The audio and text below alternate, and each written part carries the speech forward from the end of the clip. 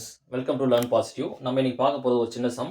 So find the centre of gravity of given section shown in figure. இங்கே ஒரு section கொடுத்துருக்காங்க. So அந்த கொடுத்துருக்க செக்ஷனுக்கு சென்டர் ஆஃப் கிராவிட்டியை வந்து கண்டுபிடிச்சு சொல்கிறாங்க. சென்டர் ஆஃப் கிராவிட்டின்றது சென்ட்ராய்டுன்றது ஒன்று தான். ஓகேங்களா? ஃபஸ்ட்டு கிவன் டேட்டா என்னென்ன கொடுத்துருக்கான்னு பார்ப்போம். ஸோ நம்மளுக்கு கொடுத்துருக்க கிவன் டேட்டா படி இந்த செக்ஷனோட வித்து பார்த்தீங்கன்னா 100 mm. அதே மாதிரி செக்ஷனோட height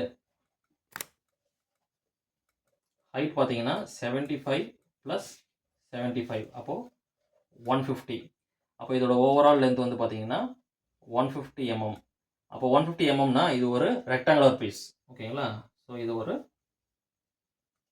rectangular section.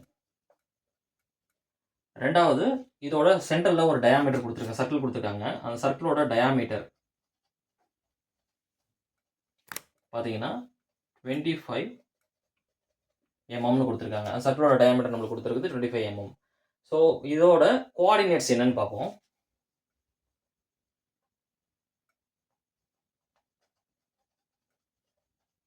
Coordinate of rectangle. ஓகேங்களா? Rectangle at centre. அந்த கோஆர்டினேட்டோட சென்டர் பார்த்தீங்கன்னா ரெக்டாங்கிளுக்கு வந்து ஸோ எக்ஸ் வந்து பார்த்தீங்கன்னா 50. ஸோ இது ரெண்டுத்தில் பாதி. சென்டர் பார்த்தீங்கன்னா 50 mm. அதே மாதிரி ஒயில் பார்த்தீங்கன்னா அதோட சென்டர் 75 mm. அப்போ அதே மாதிரி இதே கோஆர்டினேட் ஆஃப் சர்க்கிளோட கோஆர்டினேட் பார்த்தீங்கன்னா எக்ஸில் எக்ஸாக்டாக இந்த இதோட சென்டரில் தான் சர்க்கிளும் வந்து நம்மளுக்கு ஃபார்ம் ஆகிருக்கு. அப்போ அதுக்கும் x equal to 50 mm, y equal to 75 mm. அப்போ இது ரெண்டுத்துக்கும் ஒரே மாதிரி தான் மேட்ச் ஆகுது அப்படின்னும் போது ஈஸியாக நம்ம சென்ட்ராய்டு கண்டுபிடிச்சிடலாம். அப்போ அதோட சென்ட்ராய்டல் வேல்யூ பார்த்தீங்கன்னா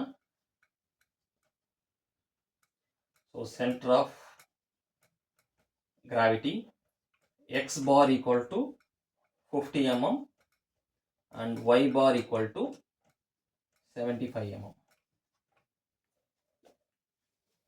Thank you.